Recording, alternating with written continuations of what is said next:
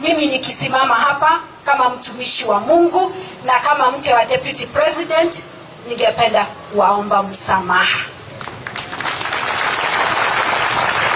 Mambo mingi, mambo ya pengine hata chakula, mambo ya drought, mambo mengi, pengine watu wanasema serikali wangefanya hivi, serikali wangefanya hivyo, na pengine tumeanguka.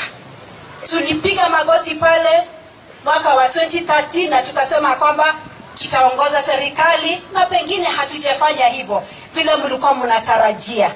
Mimi nikisimama hapa siku ya leo katika hii kaunti ya Laikipia, nasema kwamba tafadhali tusamehe kama serikali ya Jubilee, kama kuna jambo tumefanya, kama kuna jambo tumetamka, na tunaomba kwamba Mungu atusaidie hata katika the next dispensation.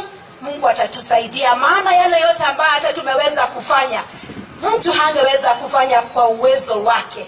Mambo ambayo hayakufanyika miaka 50 tangu Kenya ishike uhuru, mengi yamefanyika katika hii miaka 5. Ni Mungu tu ambaye alituwezesha kufanya hivyo, na pengine tu let down, hatukufanya vile ulikuwa unatarajia kama community, kama county. Hata hii county ya Laikipia, pengine mnasema kwamba serikali ingefanya hivi.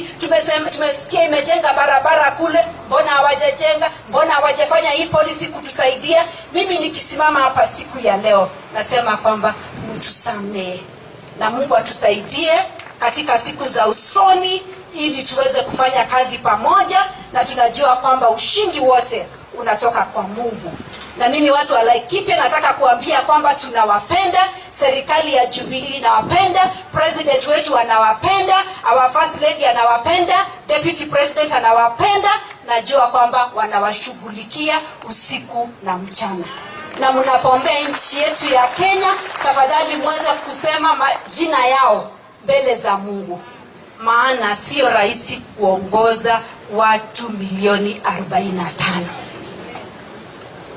Mwashike mikono kama vile Musa alishikwa mikono na Aaron na Hur wakati walikuwa katika vita. Msipotushika mkono, msiposhika wa president mikono na kumweka juu ili aweze kushinda hii vita, inaweza kuwa ngumu. Na naita kanisa ili tuweze kufanya hivyo, kumshika wa president mikono ili aweze kupata hata nafasi ya kucheka, apate nafasi ya kulala vizuri, na pia Mungu aweze kumtembelea.